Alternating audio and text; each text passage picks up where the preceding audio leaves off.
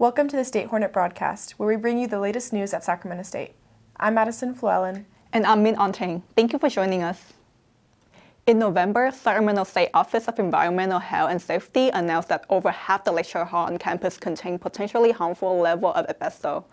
The office director, Tyler Harris, said there's no current plan to clear the asbestos from Sac State because, unless disturbed, it does not pose a risk to health and safety of the campus community. If asbestos is identified, Harris says Sac State follow federal, state, and university protocol for proper maintenance and repair.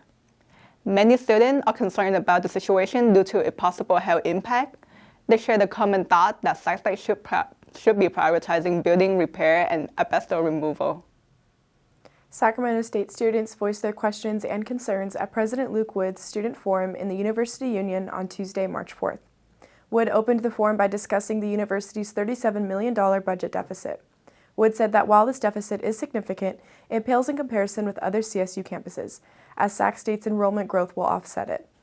Students also asked how the university can fund athletics but not other campus programs. Wood said that it was due to the types of revenue bonds being secured from the state. He said that the state gives bonds for things that will generate revenue, which a new stadium will do. Despite the focus on stadium funding, Wood said other areas like internships, cultural centers, mental health counselors, athletic trainers, and instructional funding are also being supported. Wood also addressed concerns about the potential merging of departments and colleges. Wood said that the university is not doing either of those things, but instead will be moving to an operational control model, where one dean will have operational control over another college. More details will be made available after April 25th. In regards to the university's divestment from corporations and funds that profit from genocide, Wood said that as of February 28th, a policy for socially responsible investing was put in place. However, as of March 18th, the president's office clarified that the policy has not been implemented and is still being drafted for review by the University Foundation at Sac State. That same day, a rally was held in the library quad in support of ASI employees attempting to unionize. The California State University Employee Union and supporters joined together to protest Jason Courtwright's alleged suspension, which protesters say it was prompted by unionization effort. Protesters also spoke about recent allegations of racial discrimination at the ASI Children's Center. At the rally, Courtwright said the union support helped him feel less alone. Speaker presents story of workplace mistreatment, unionization-related news, and information about their goals. The same day, ASI Executive Director Juan Wing published a press release which claimed ASI is not anti-union. The release said Courtwright's suspension was due to allegations of inappropriate and intimidating conduct, reported by student employees, not retaliation for promoting and supporting unionization. Nabil Castillo, organizer of the Employees Union Sac State chapter, said situations like Courtwright and the Children's Center have proven that workers need union to resolve mistreatment issues. President Luke Wood received a letter from the U.S. Department of Education's Office for Civil Rights warning him of possible loss of federal funding if the university fails to comply with its obligation to protect Jewish students. According to the press release, the investigation is looking into schools that could be in violation of Title VI of the Civil Rights Act, which prohibits any federally funded institution from discriminating based on race, color, and national origin.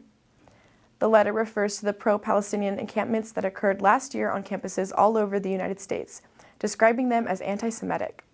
Sac State's administration said the university takes its obligation under Title VI very seriously, and they are committed to providing an environment where students can learn, live, and succeed free from discrimination or harassment. Two former student workers of the ASI Children's Center at Sac State have alleged discrimination, intimidation, and mistreatment from the Children's Center director, Sherry Velte.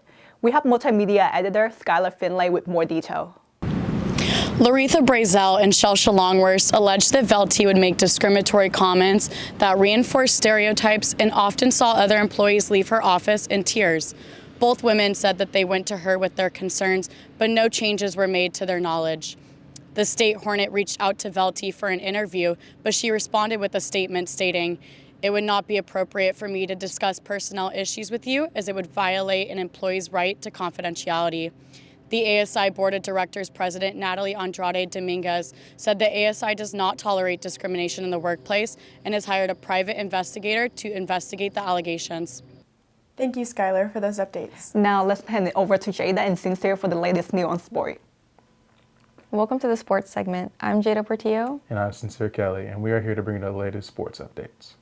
The men's basketball season was ended by Weber State 83-70 in their first game at the Big Sky Conference tournament. This loss came from the Wildcats duo having a combined 56 points and 9 threes. However, senior forward Jacob Holt and guard E.J. Neal made an impact throughout the game with a combination of 38 points in their final game as Hornets. Though Holt's 15 second-half points were consistent for the offense, it was not enough to win the game. The Hornets lost 5 games in a row to end their 7-25 campaign. Women's basketball had a similar fate when they faced Northern Arizona. Despite the momentum built up by the Hornets, the Lumberjacks ended the Hornets season in the Big Sky Conference. Redshirt junior guard Bente Versailles and Jadia Martin scored the most points with Versailles' 24 and Jadia's 19. We look forward to the next spring's outcome for both men's and women's basketball. On the diamond for both baseball and softball, things have been even record-wise. Hornet baseball is 9-8 to start the year, and softball sits at 12-12 to start the year. Hornet pitchers Ethan Lay and Caroline Evans have diamond on the mound this season. Both teams have hit well offensively, each have played lots of non-conference games lately, but hope to get back on track once conference play starts in April. Sac State men's tennis hosted the Golden State National and balanced out their record at 7-7, winning 3 out of the 4 games. The Big Sky Conference named sophomore Henry Lemshania the men's tennis player of the week for his 5 wins across singles and doubles.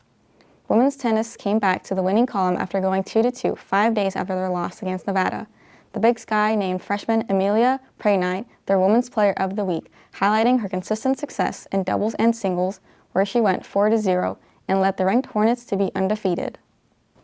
I'm Jada Portillo, and that's all for this week's sports updates, and thank you for tuning in. And I'm Sincere Kelly. Now let's take you back to the news for our closing statement. Thank you more for those updates. I'm Min Ontang. And I'm Madison Flewellen. Thank you for listening to the State Hornet Broadcast. Student news without fear of favor.